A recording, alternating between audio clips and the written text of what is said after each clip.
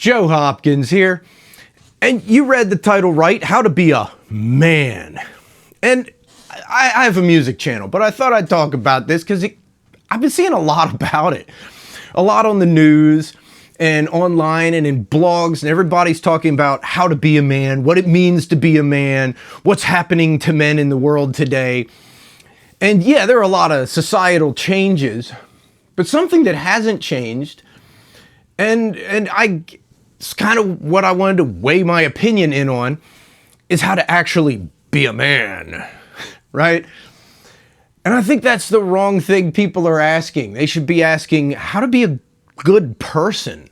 It doesn't have to do with some weird gender idea, like what men do and what women do.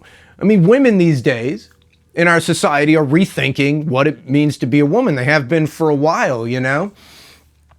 And I don't know. I think they come up with some weird ideas, but they also come up with some very good ones, that a woman is a person and can be just as smart, strong, capable as anybody else, right? At least for them. And men have this idea of manliness being strength, being able to beat up the other guy and protect your woman, and to be capable, and, you know, to be able to do things like manly things, like working on cars and shooting guns and stuff, right? So that's really, you know, I know a lot of guys that aren't good at that stuff, that are just naturally inclined to other things, and they're better at other things, and there's nothing wrong with that. I find the whole idea to be ridiculous. Being a man has meant 1,000 different things in 1,000 different societies throughout the ages. It meant something different in American society in the past. And, you know, it's funny, people always point to the 1950s. I think they just watched a lot of Leave It to Beaver and Andy Griffith and thought that that was reality or something, you know? My father-in-law lived through the 50s, so did my grandfather, and those guys, and my grandmother, they all agreed the 50s sucked. I don't even talk to anybody who lived through the 50s that liked the 50s. So anyway, I think a lot of these guys that are looking back fondly at a time that wasn't, or I don't know. Everybody that remembers that time period's dead, I guess. Whatever, right? I mean, they are actually pretty much all dead. My parents are old, and they came of age in the 60s. They barely remember the 50s.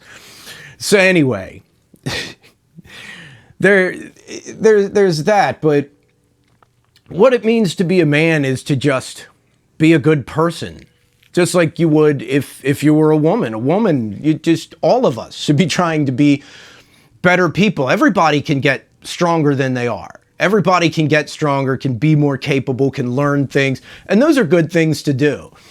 Right? And you shouldn't have a chip on your shoulder about any of it. If there's something you don't know, you don't know it. You know, if you're not capable, if you're not strong, there's nothing wrong with that, right? Some people are, like I said, they're inclined to other things.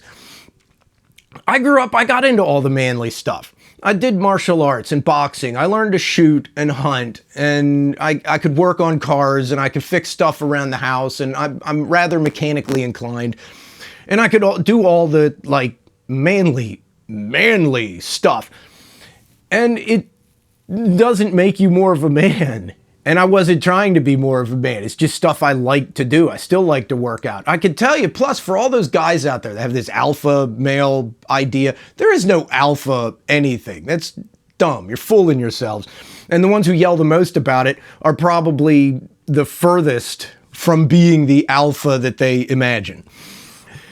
So it seems to be the truth. The guys that are most obsessed with being an alpha male tend to be the biggest douchebags, and just aren't very, you know what I mean? It's like they're trying to prove something. The more you have to prove, then the less you are of the thing you're trying to prove you are, if that makes sense. But I think a person should just be them. And yes, you can improve yourself in a lot of ways if you want to, if you're inclined in those directions. It's funny, I only ever had one office job, right? And at that office job, I could tell a lot of the other guys in the office were, I'm not tooting my own horn, I'm just saying they were a little intimidated by me at the time. I was a little intense back then too. But having come from the trades, I could do a lot of stuff that they didn't know how to do, working on cars and working on, you know, doing home repair. And, you know, I came from a background of, you know, martial arts and boxing and doing all the manly stuff. And I was athletic and strong. And a lot of these guys were like, you know, a little pudgier and that kind of stuff. But they were all really smart guys and they were good at what they did. It's like there's no need to feel less than because this guy's good at working on cars and this guy's good at computer programming. Computer programming's important, and if that's what you dig, that's what you dig. I'm saying just be you. Don't worry about what it means to be a man. All that is just a bunch of static you don't need in your life. Enjoy being you. Don't worry about what society thinks you should be or this image that's put up there by a bunch of talking heads about what you should be.